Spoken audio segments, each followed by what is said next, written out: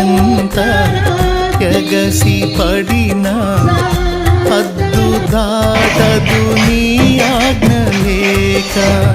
కలతలన్నీ సమసిపోయే కన్న తండ్రి నిన్ను చేరినాక. కమనీయమైనది నీ దివ్య రూపము, కలనైన మరువను నీ నామ ధ్యానము.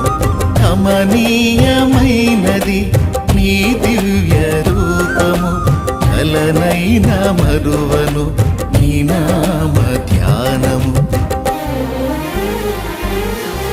నాలో నీవు నీలో నేను, నాలో నీవు నీలో నేను ఉండాలని నీ